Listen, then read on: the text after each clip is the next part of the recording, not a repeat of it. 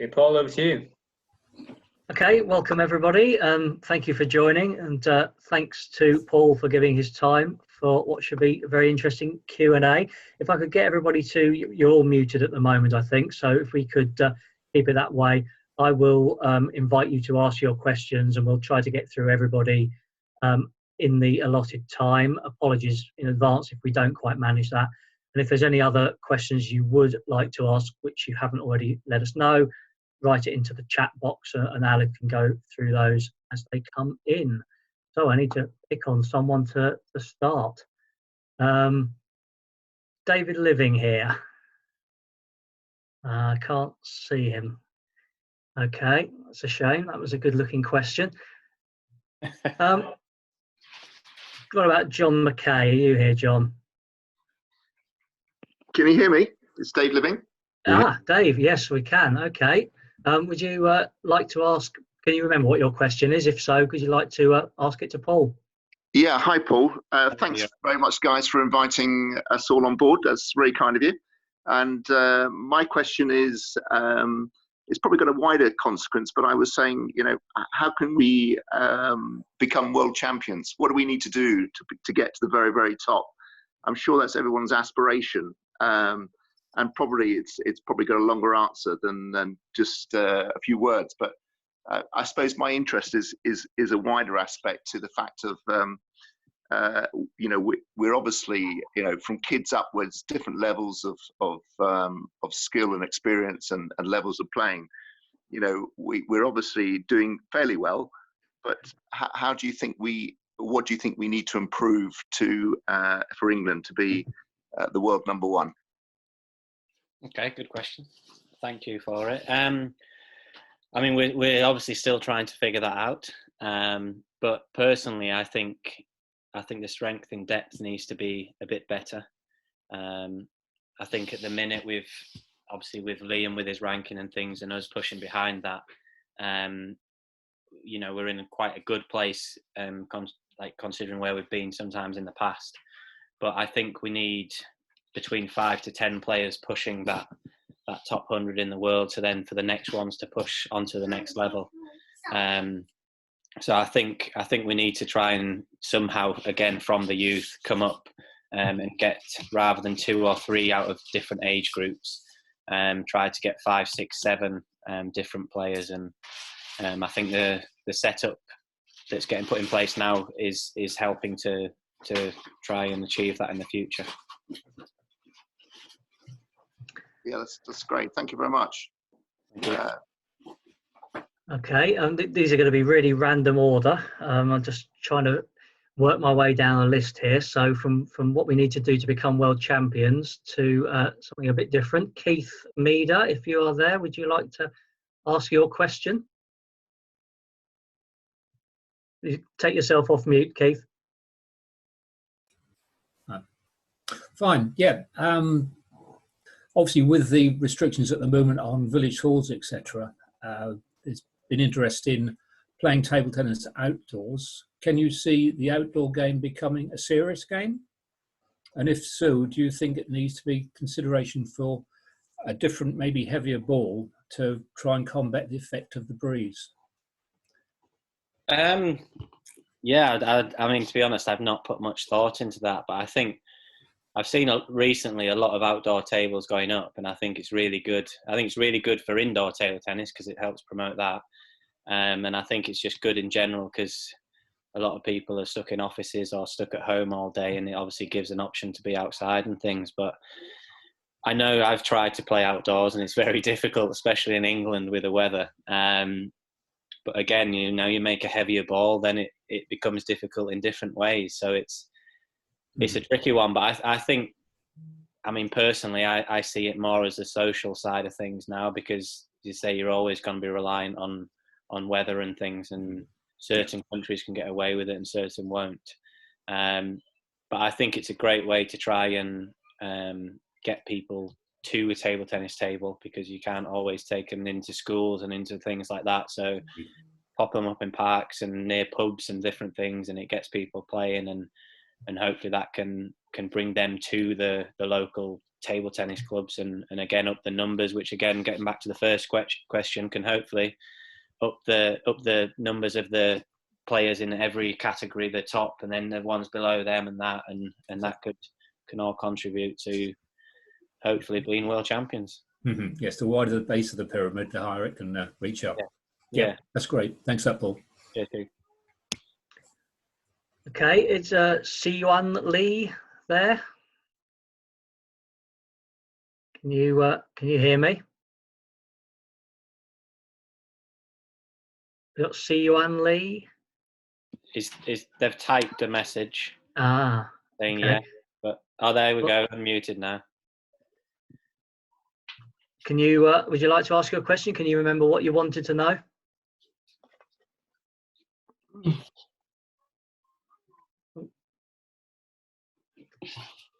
I'll tell you what. I'll ask on your behalf then. The question was, what do you think is the best piece of advice you ever received about improving your game? Wow. Yeah, sorry, wait, can you hear me? Yeah, got you now. Yeah, sorry. Yeah, that was my question. Sorry. No worries. Well, go ahead, Paul. Again, I don't think there's anything sort of in particular. There's a lot of things throughout my career that I've been told that have really helped. But there's the one thing that stands out for me and is to have fun. Because although you can't just, go and mess around all day long and become the best player ever, you probably can become good players. But I think the way I took that is have fun with working hard and make challenges out of working hard and try to make them really difficult sessions and difficult things in life, difficult trips when you're traveling abroad for a long time. Try to always remember to have fun with it. And I think there is always a way to have fun. And if you look on the positive side of things, then, everything's good. And it's very easy to get dragged away from that. So, just try and make everything fun and positive. Okay, yeah, thank you. I think I'll ask a few more though. Yeah, you asked quite an interesting one about pen holders. Do you want to quickly, and then we'll move on to someone else if that's okay? Yeah, sure. Sorry. So, yeah, I'm a pen holder player. So I was wondering if you have any basically what you think of pen holders, and do you see any advantages of the pen holder grip as compared to the shakehand grip? I think that in some ways you can get more spin as a pen holder. The wrist is a bit freer to create spin. And sometimes it's very difficult for pen holders to change from backhand to forehand, but I think the more modern day ones are really getting to grips with that, and actually a lot of them now have got super strong backhands, which I think in the past wasn't necessarily the case. But I think also it's different. Even some people rock up to the table and see they're playing against a pen holder, and already it mentally throws them off a little bit. So I think that's a bit of an advantage as well, that there's not many pen holders around these days. So I think that is something you can use to your advantage. Yeah. Okay. Yeah. Thank you very much. You're welcome.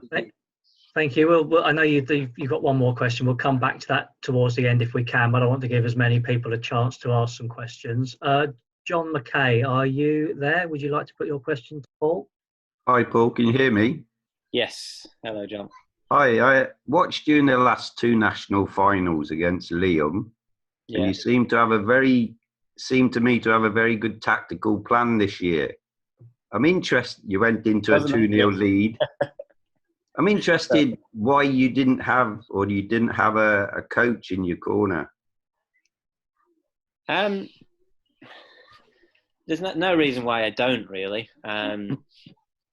Just at the minute, there's nobody that stands out. I would maybe have my wife Jo there, but we've got the kids with us as well, so it's tricky for her and getting that balance. And I feel very comfortable, and I think percentages of my wins over the last 12 to 18 months I think when I don't have a coach or when I have a coach, there's not that much difference with my win percentages. So I'm very comfortable with or without a coach. And I think when I don't have a coach, then I look to any problem or tactical issue that I might have. Then I know it's got to come from myself to solve it. And maybe sometimes I try to rely a little bit too much on a coach if the coach is there. So I'm very comfortable just being on my own, or if there is a coach to give me some input, I'm more than happy to try and take that as well. I just think from my point of view, you went into a 2-0 lead and were playing brilliantly. Just to have somebody to encourage you even more or to boost the way you were playing. Yeah, possibly. I mean, I had, my family and a few friends and stuff in the crowd that helped with that. And yeah, who knows? Maybe I'd have gone on to win 4-0, or maybe I'd have not been 2-0 up in the first place. But that we will never know because it's gone and that's the way it was. But I can see that sometimes a coach can definitely bring a lot of positives and advantages, and yeah, maybe that could have made the difference. Okay, thanks very much. Cheers. Okay, let's. Daniel Caro, are you around? Yeah. Yeah. Would you like to ask your question? Yes, please. Yep. Go ahead.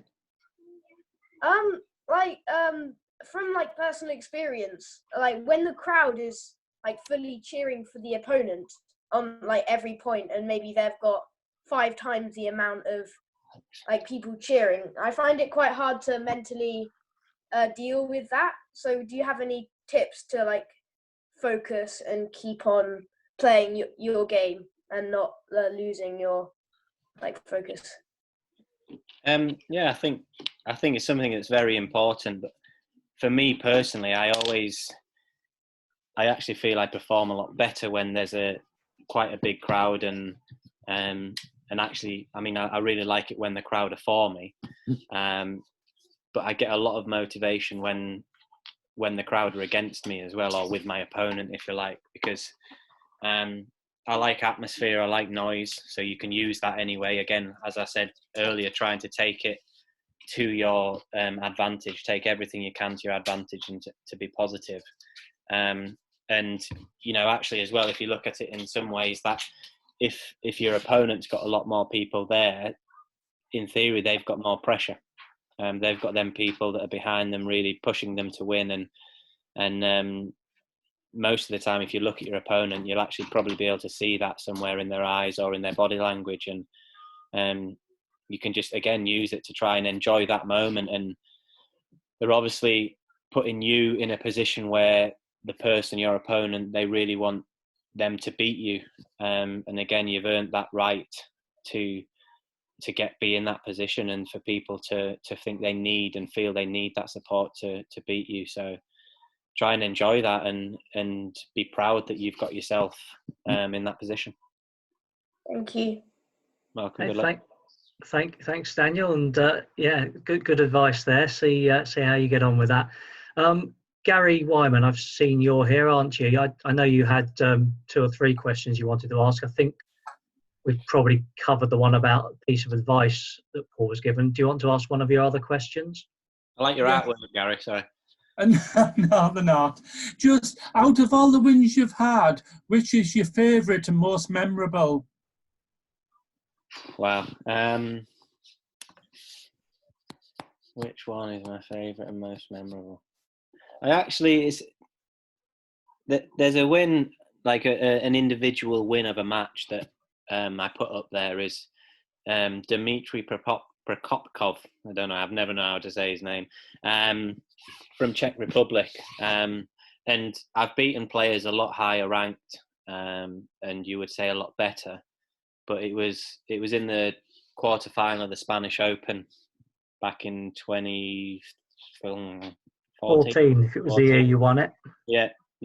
Long time ago in my mind, but Yeah, and it was in the quarterfinal, and before that game, I'd never been close to beating him. I'm not even sure if I'd got a set. I might have got one set in a match that I'd played, but I'd lost 3 or 4 times and not got a set. So that, and I beat him 11-3, 11-4, 11-4, 11-8 or something. So it was a really convincing win. And I think from that moment, I felt that the tournament was mine. And obviously it was my first Pro Tour win and things. So I think that's certainly up there with my best wins. Okay, thanks. Cheers, Gary. Good stuff. David Adamson, you got quite a technical question about choosing equipment, which I think people might be interested in. Would you like to ask that? Yeah, can you hear me? Yeah, got you. Yeah. Hello, Paul. Right. Yeah, all it was I just get to a stage in my game where eventually I think I could do better with a better rubbers or blade or whatever. And I just wondered how you went through the transitions to get to where you are in a position now that you're happy with the rubbers or the blade, or do you still look for improvement and change, or is it brought upon you by your sponsorship or anything like that? You know, because I feel I want to change to get that little bit more boost out of it. I don't mean use booster because I don't use that, but do you know what I mean? And then and then all of a sudden I try it, spent 40 or 50 quid, you know, and then revert back to my own again, you know. Yeah, well, I think if you do want to try and change equipment, you need to give it time. So you can't just turn up one day and try a new rubber and hit 5 forehands or 5 backhands and say I don't like it. You need to give it, you know, a decent bit of time to try and mold with your game, because you know your game and your shots, you get used to playing that, and you know maybe without you even noticing, with slight changes, slight different hardness or thickness in rubbers, or tackiness of rubbers, you'll change your technique ever so slightly. So I think if you do want to change and want that, you know, extra step, or you need a bit more speed or something, I think you need to give it a good amount of time before you say you don't like it. Because out of season.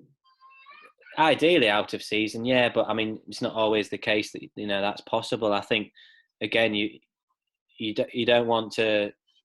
You got to be open, so you can't do it in the middle of the season and then have one practice with it, go to the next match, lose, and say, this is rubbish.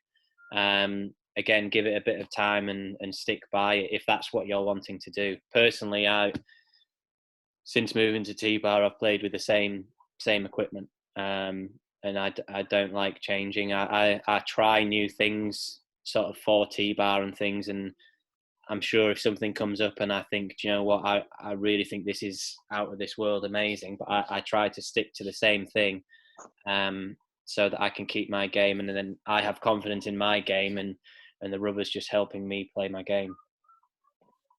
No, that's fine. Thanks very much. All right, good luck. Aled, do you want to go through some of the questions we've had on the chat? We've still got to, just to be clear, I'm going to come back to some people who've already submitted some questions up front, but just by way of a little break, maybe Aled can do 1 or 2 from the chat. Yeah, we've had a series of questions coming on the chat. I think first one, obviously with the circumstances at the moment. So John Alsop, how are you managing to train in these current circumstances? With difficulty. It is just physical at the minute. There's no way I can get to a table at the moment, which is a shame. But yeah, I'm just again trying to. I'm enjoying family time. Don't usually get this, so normally away at least 50% of the time, 50% of the year. So been at home for about 8 weeks now, which is, I mean, yeah, it's probably never going to happen again, at least while I'm playing table tennis. So I'm just enjoying that, and trying to stay on top of fitness stuff, getting out and doing some runs and intervals. And us as an England men's team, we're getting together once or twice a week to do a little workout together on FaceTime or something. But yeah, I'm mainly just trying to focus on keeping a balance. I don't want to get too panicky and say I need to go crazy with my fitness stuff, and I don't want to obviously forget about my fitness stuff and just go all in and, you know, staying at home, being with family all the time. And so I'm trying to spend, you know, roughly an hour a day on the fitness and stuff, and keep that ticking over, but while spending time with family and making the most of that situation. Yeah, it's a shame with the table tennis stuff, but hopefully in June there might be some potential that I can get onto a table every now and then. Yeah, well, if we follow on from that, we've got a question from Henry. Many professional sports are starting back up, especially in mainland Europe. Would you be happy to start playing again next week, given this current situation and the current concerns about the virus? Oh, good one. Getting political a bit. Yeah. I don't think anyone's suggesting we are going to start next week. We're just in theory. Oh yeah, I think. Again, I mean, we've been we've tried to stick to what we've been advised to do. So if it's advised and it's said that if we follow point 1 to 10 or whatever it is, you know, it's going to be as safe as it is going to the supermarket. Then yeah, absolutely. I think our eldest, he's in reception, and they're talking about him going back early June. We're still not decided how we feel about that. Again, we don't really feel there's enough info there, but we're finding out more day by day, and it's the same with the sports stuff, really. It's a tricky situation because you don't, like us as a family, we don't want to push ourselves out there too much and then regret it. And obviously, as the whole country needs to, like, you know, I see some people doing stuff that is sort of going against the government guidelines and stuff, and I get a bit frustrated as well. So I want to make sure that I'm being sensible with things for myself, the family, and everybody else. Perfect. One more quick question before I pass you back to Paul. A question from John Burleton. You and Liam are at a world-class level. Liam now 15. What do you think has been the main attribute towards this? Hard work, I think. I think, yeah, it doesn't matter how good you are, really, if you're not willing to put in the work and sacrifice some sweat and tears and different things along the way. I don't think you're going to get to the level that you want. And you know, we're still both trying to improve on everything we've done, and I'm sure we will keep improving, and I'm very confident of that.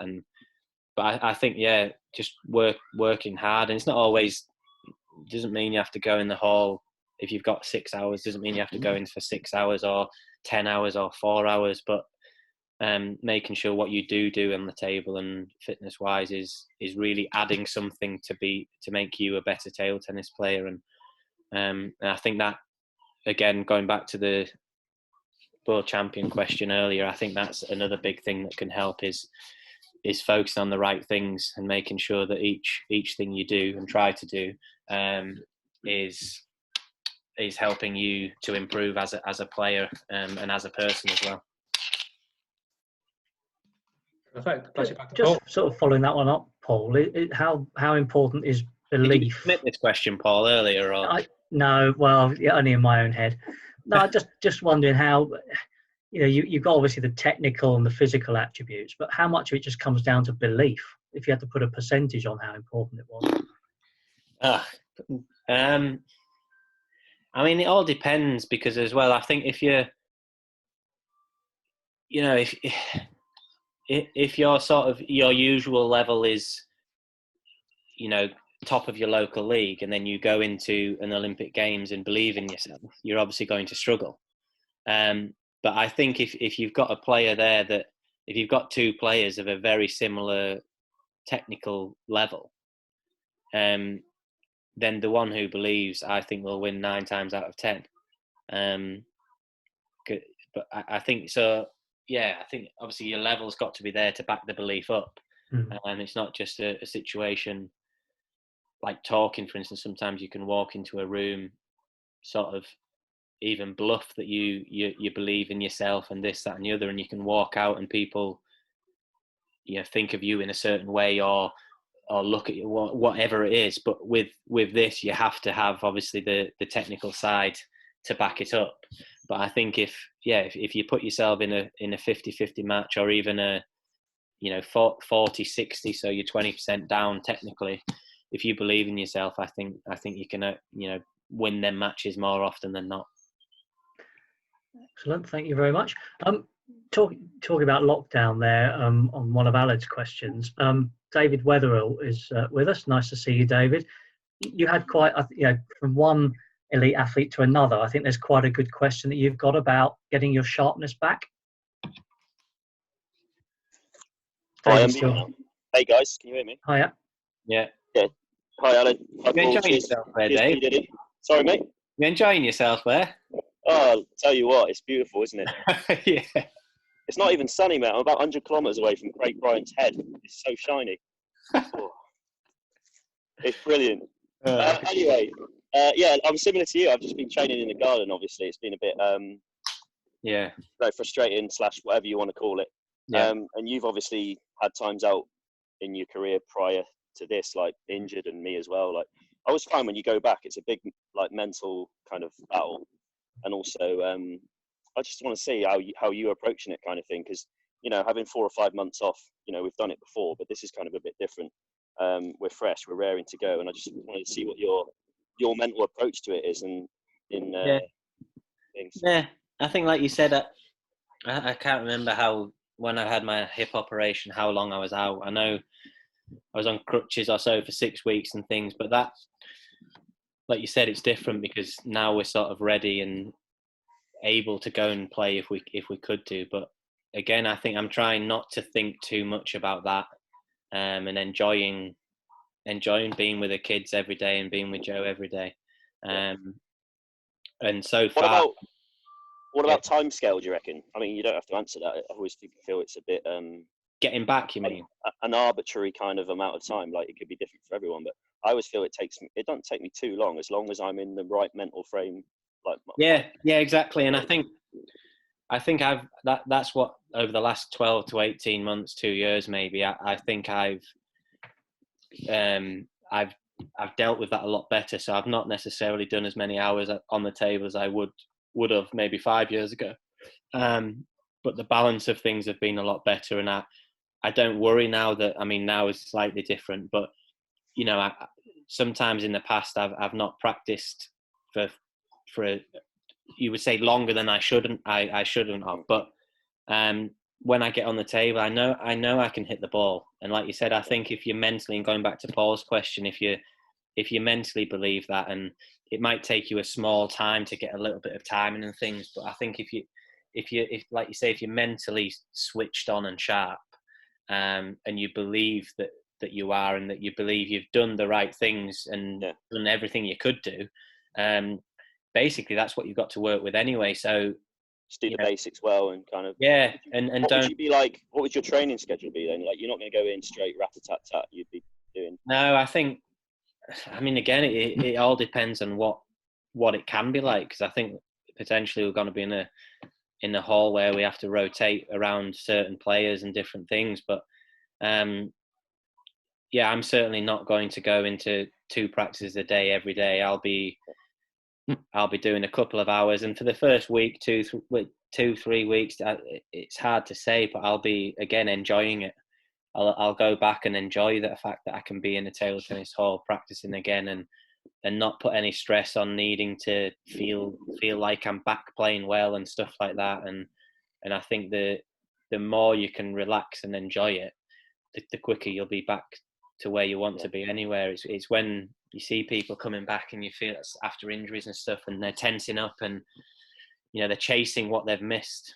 But that's very dangerous, because 1, you can get injured again, or 2, you just get more and more stressed, and each time you get to a match, you're just worried that you've missed that time and things. And again, that's something now that I know some people are back training and things, but the majority of people have missed that training. And for me, again, I'm looking at it in a positive. I've spent so much time with my family that I've caught up almost with the time I have missed over the last year or so.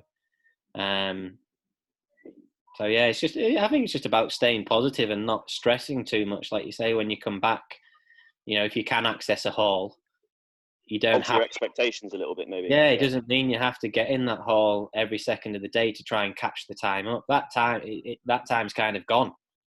It is gone. We've done other things, done physical, had family time, and all that's going to contribute to improving once you get back.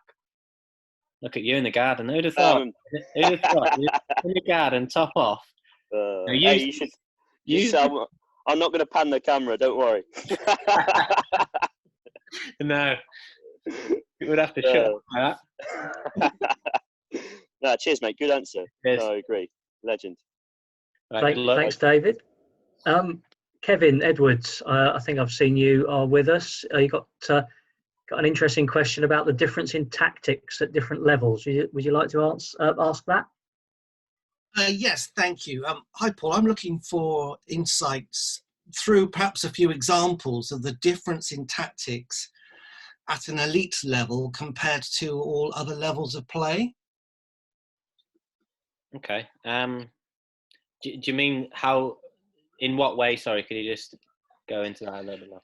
Yeah, I think it's just the classic triangle where you've got the physical, the technical, the tactical, and the psychological aspects of the game, and I can kind of make personal leaps as to what that might look like at an elite level, apart from the tactical side of the game.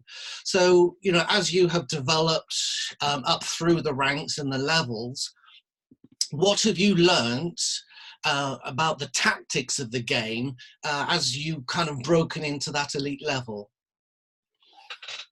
Yeah, I mean, it's a very good question. It's quite a difficult one to answer. In the ways it's quite hard to explain, but for me, I try not to focus too much on tactics, if I'm totally honest. I try and get doing what I want to do, and I think that's my sort of a plan, if you like. Go onto the table, how I've practiced, how I've prepared, and I'm going to perform how I want to perform, and what I want and need to do to get myself into the best place I can be. And then if that's not working, then I'll bring it back and say, okay, this is my, I'll already have planned before, this is my opponent's weakness or strength, and try to play against that to stop my opponent, but still whilst trying to keep my game going. So there obviously is times when I go on and I feel that if I play my game, it's going to match up straight to their strength. But again, I believe in my game and what I've practiced, that my strength and my game is going to be better than theirs. So I try and take them on with that, and again enjoy doing that. It's during the game, if there's anything that I feel is being quite successful during the game, then I'll try and pick on that more and more. And I think that's probably one of the differences is, I think at the elite level, there's a constant ongoing duel. And I think, point for point or set for set, both players, it's can be changing quite a lot. And again, that's something that's great about table tennis. It's just switching constantly, and people are trying to outsmart your opponent quite often. And I think maybe down in the counties or the local leagues, that maybe doesn't happen as much, because I think people don't realise how much time you have to try and make them changes. I think during the points and in between the points, you have a lot more time, especially if you practice it, to switch your mindset and possibly even try and switch your opponent's mindset into the way that you want to think and into the positive things that you want to do. Great, thanks, Kevin. Let's see, Sandy, you're here, aren't you, Sandy Nash? What would you like to ask Paul? Oh, hello, Paul. Hi. Hi. My question came from I've only registered this morning, but it just went through my mind. I wondered whether your children would play, and that then made me think, what would you like to see from table tennis, like that could be improved or different in the future to make it more likely or more appealing, really, to the younger generation? Yeah, good questions. I think, it's probably, there's probably a high chance my kids will play to some extent, I guess. Hopefully, if I continue playing, I think if I got injured and stopped and somehow just went away from table tennis, which I can't see happening, then who knows from that point. But I think hopefully if I do keep playing, then they will play to some extent, and if they enjoy it, then that's a good thing. And to keep people involved or to attract people, I think it's the events,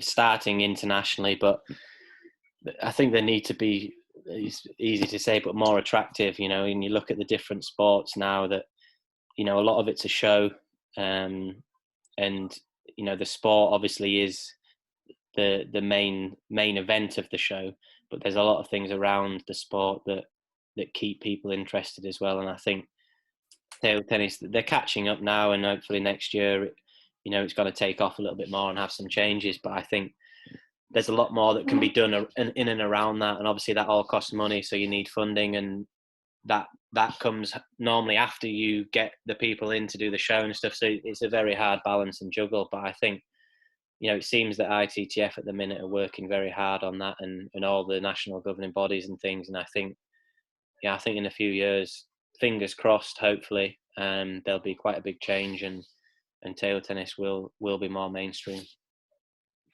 Thank you.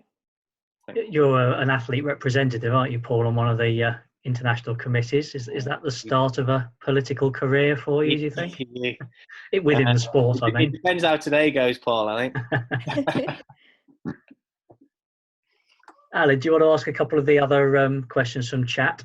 Yeah, so you got a question from Nick Heaps. Obviously, you've been lucky enough to travel the world and see other national table tennis structures.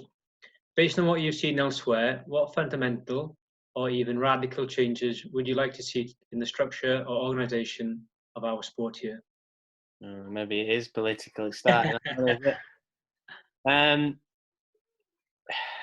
That's a difficult.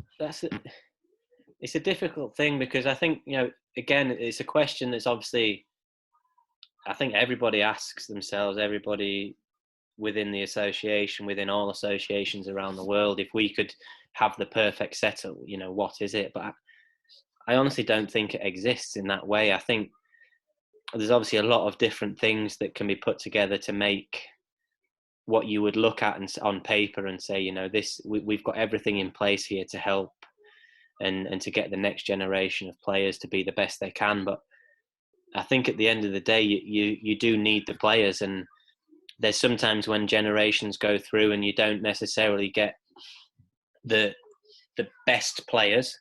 But again, I think for me personally, I like to see centres where people can access training together quite often, and whether that's clubs, I think Germany do it quite well with clubs. They've got quite a good club system, or whether it's a national centre, but that's harder to achieve because then it's generally in one place. So then people from elsewhere around the country struggle to access that. So I think I'm not 100% sure on the table tennis England setup with that at the minute, but I think they had the regional centres and things, and no matter where you were, you were always fairly close to one of those hubs to try and access. And I think that's something that can work, and then maybe they could then feed it up into the main national centre. So once you get to a certain age or level, you go to that, and again, but backing that up, then you need the clubs, because if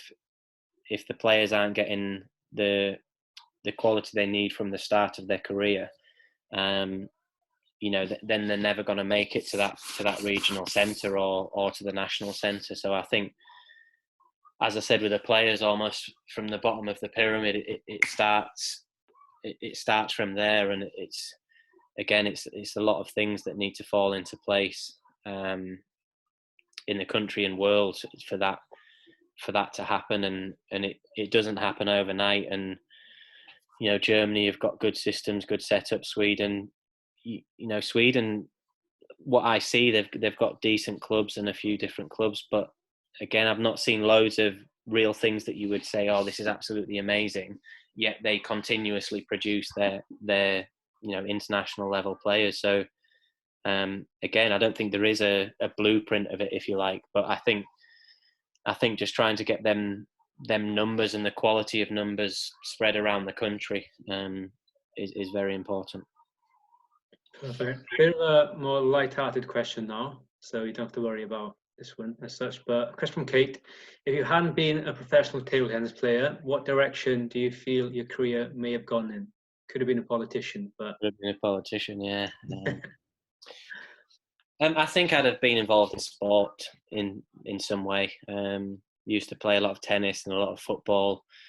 So yeah, I think I would have been involved in sport in some way. I don't know whether it would have been a player, a coach, to what level. And if not, I'd have probably been a miner, because that's what my dad and brother did do. Following on from that, we've got a question from Ryan. Do you have any aspirations to be a coach in the future?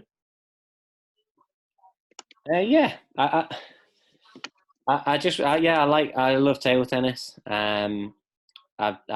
I've done some coaching already a little bit and holding some training camps and things, and I think I've learned a lot and during my career and all the traveling that I've done, and I've been part of a few different generations in England and played a lot of different club matches and different things with very experienced top players, and now they've gone on to coaching as well. So I think through them people I've learned a lot of different things, and it'd be a shame for everything I've learned just to go away when I do stop playing. So I'm not saying everything I've learned is 100% right or good, but I think again, as table tennis players, coaches, and fans, I think the more information and the more things you put out there, I might say one thing and there's 100 people in the room and 40 say, oh, that's really good, and 60 think, oh, doesn't know what he's on about, and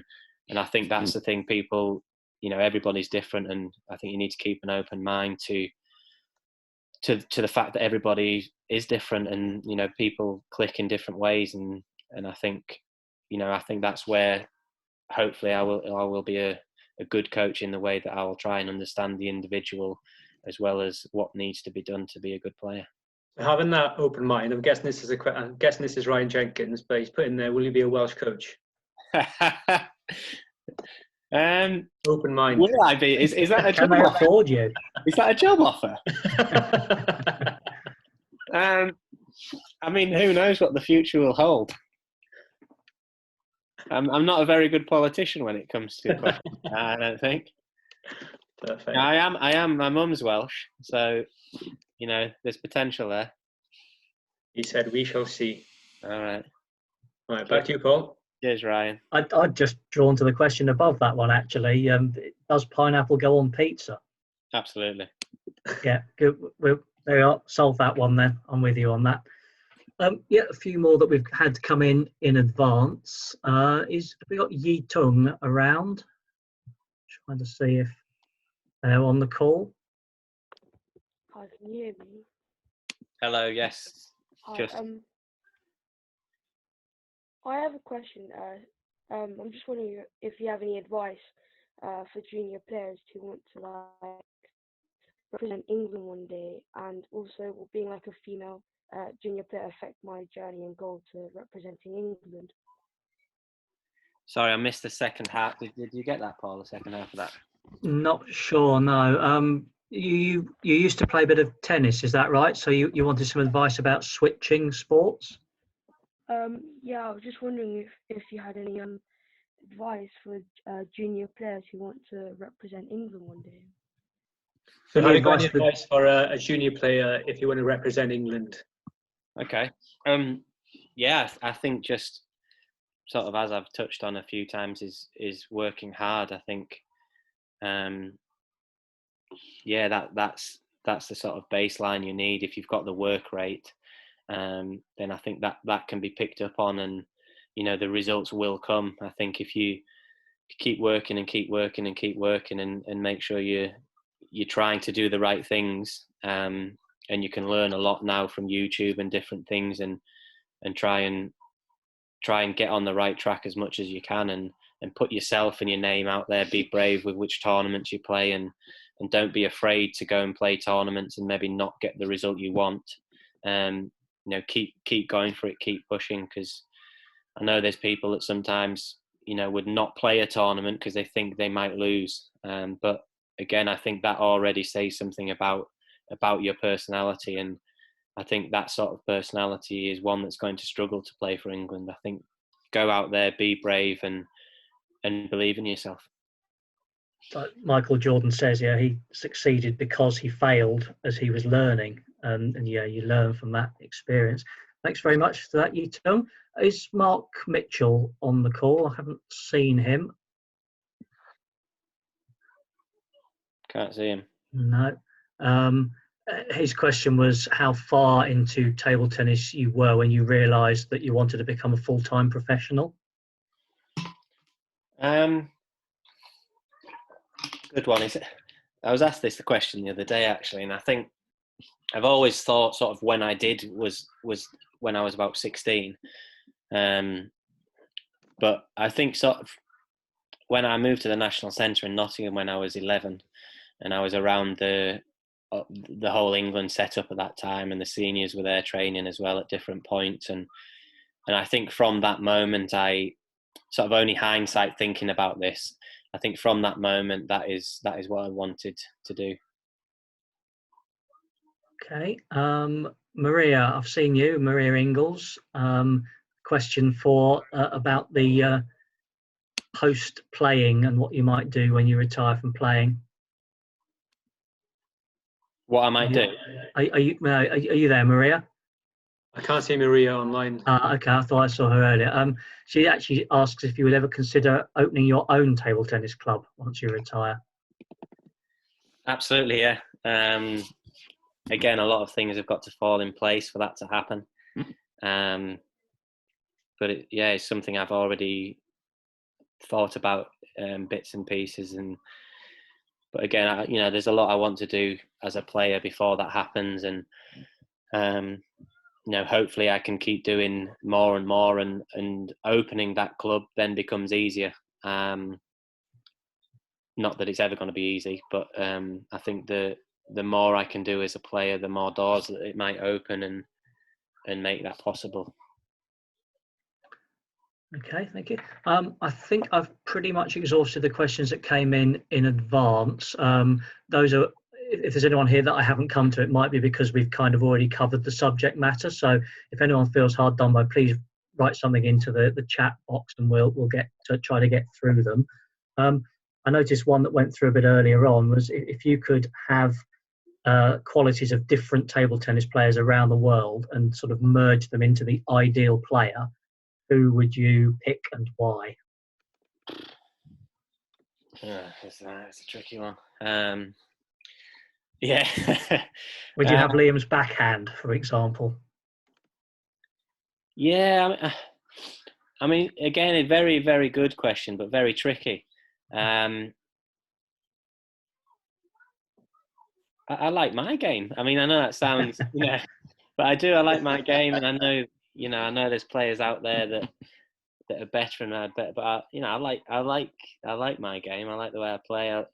But I mean, sort of looking at other people, I think at the minute, I think the best player is certainly Ma Long. Or maybe not at the minute, but he is I think recently he's been struggling with a knee injury and things. I think he's holding on for the Olympics, and he'll try and peak for that. But how he's dominated over the last however long is quite amazing. And when you look at his game, there's such little weaknesses that he's managed to master, or almost master, the game of table tennis. I can speak from experience at the World Cup that he drinks London Pride, so he's obviously a good chap. Yeah, he must be. Where it's just a few more questions scrolling through now. Is there a place in the modern game for anti and deceptive rubbers? Getting political again, are we?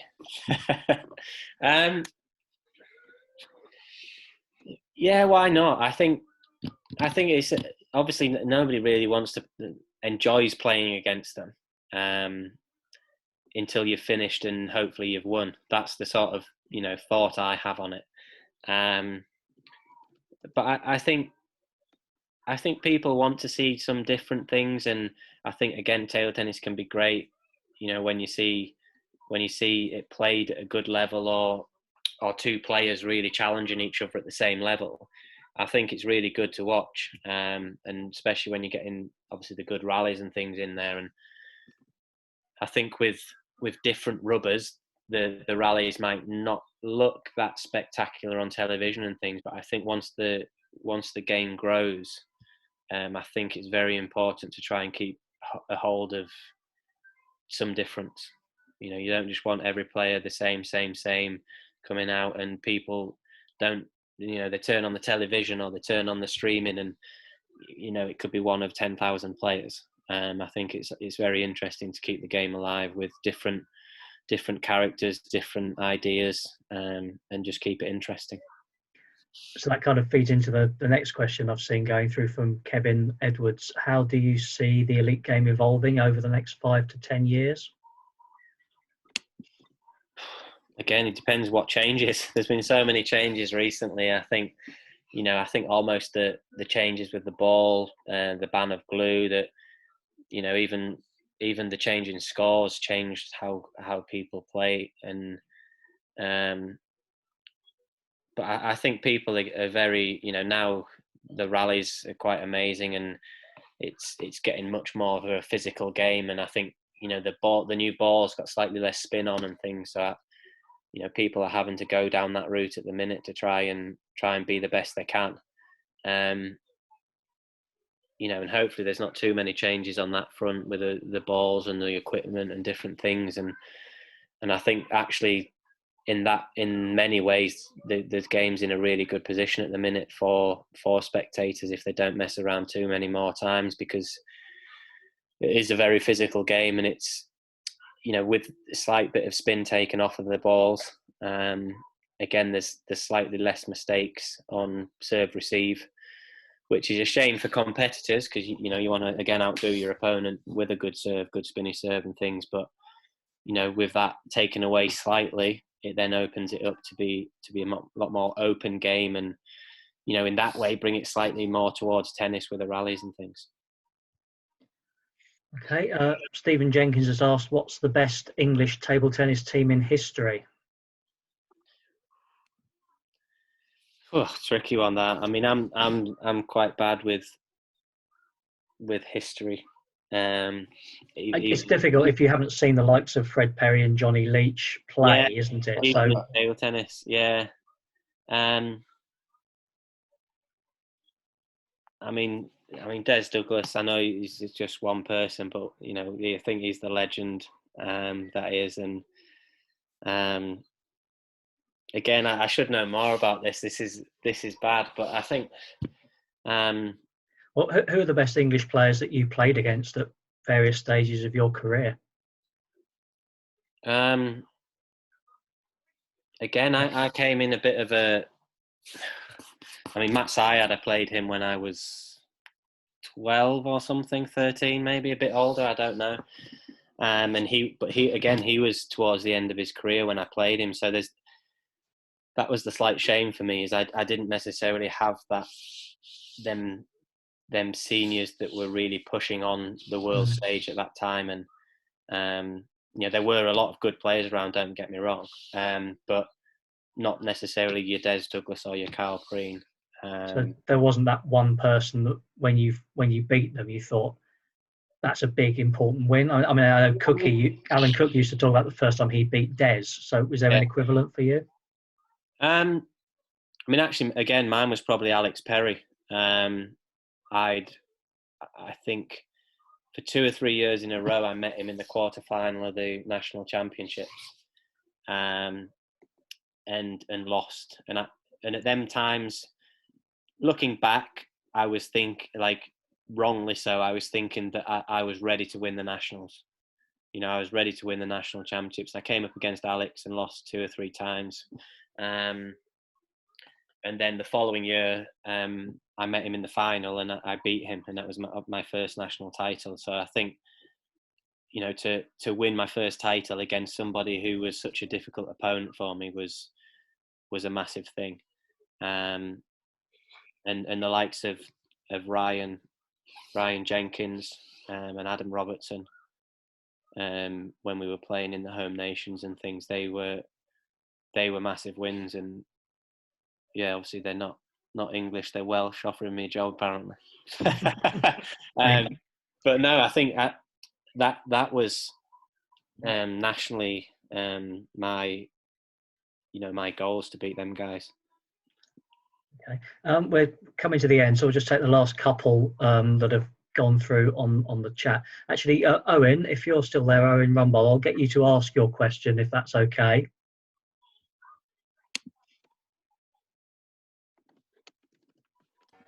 Are you still there? Yeah, he's up. He hasn't muted himself, so he should be able to speak now. Owen, are you able to ask your question to Paul? Yeah, hi Paul. Can you hear us now? Yes, got you now. Right, I just asked you to think back a bit when you were younger and you wanted to improve your play. For example, a coach comes up and says he would like to coach you. So what would this coach be able to do for you that would make you choose him above anybody else?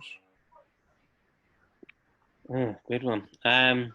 You know, I was in many ways lucky in that way because I grew up around Ormsby, and so there was no real challenge for me in that way. It was, I was very quickly involved with them, and they were such a good club that they had a lot of coaches there, and you know, people that you knew about table tennis. And again, I don't think there's a coach out there that's going to be perfect in every way. So you try and just take, like with everything, you try and take bits and pieces from everybody, and again, you got to have in your own mind a route that you want to take, a type of style that you want to go with, and again, I think as coaches, you need to be open-minded in that way, in that you know, you're not necessarily the best for every single player.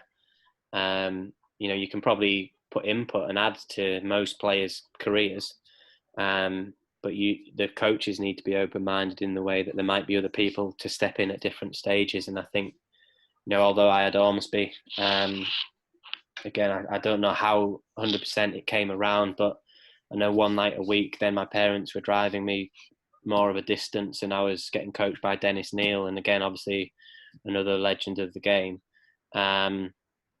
So again, just trying to get as much information on table tennis as you can, and I think, you know, reputations in the way that the players that coaches have built up or worked with at different points. And yeah, I think just, again, you need to look around and feel what sort of player, what sort of person you want to be, and you can generally tell that from a person when you speak to them about what their ambition is, what their type of style of coaching is going to be, and I think if that fits with you as a player, then you try and get as much out of that as you can. Thank you very much. Thank you, Owen. So final question. This is coming from Henry on the chat. Looking ahead to the rearranged Olympics, assuming that you and Liam qualify, I guess, how would you rate your chances, and how high up is winning an Olympic medal compared to the World Championships? Would that be the ultimate? Yeah, absolutely. I think Olympics is the one that everybody wants and would like to get, but we're not going to have a team there now. Unfortunately, we didn't qualify this year. I think it was this year still. Yeah, January. I'm just moulding into one at the minute. So it will just be as individuals, and I think we we were outsiders as a team. I think we, if everything again went right and could have been there, we could have been pushing for them later stages. And I think once you're in them, it's anybody's game. But unfortunately, that's not going to happen. So it will, as I say, will be as individuals. And I think, certainly Liam recently has proved that he can beat anybody on his day. And again, I believe I can do that. And I felt good for this one. I felt I got myself into a really good place coming to where I was in the qualification stage. And I feel that I'm going to do that next year and qualify. That's the first goal, is qualify, because I think there's a lot of people who can be, they're pushing a lot of good players that might not even qualify because it's very difficult to do so. If you have one-off match in the qualification tournament, you might not be there. So qualifying is the first goal, and then I think once we're there, I think both myself and Liam can certainly push the top guys. It's just whether or not we can do that for the stage of the Olympics, for that consistent day after day beating them top players. And personally, I think we can, and I think we're in good places to do that. We've just got to believe in ourselves, keep working hard, and go there and do it. Because it's all right saying, yeah, can you do it? And a lot of people say no, you can't, and a lot of people say, yeah, you can. But again, at the end of the day, you just got to go there, put your head down, work hard, and do what you believe you can. Well, we shall see. We obviously don't know what's going to happen yet in terms of the qualifying. It's one of those things that are uncertain at the moment. So we'll keep. I'm sure everyone here will keep fingers crossed for you and for Liam. Thanks very much, Paul. Really good. I hope everyone's enjoyed this. We will keep you posted if there are going to be any more of these with some of the other athletes. You may have noticed we've been recording this as well, so we may end up using this on our website or some of our social media channels. So if anyone is not happy about that, please let me know, and we may be able to edit out your bit or anything like that. So as I say, let me know. And thanks very much again. We'll hope to see you all soon. Cheers, guys.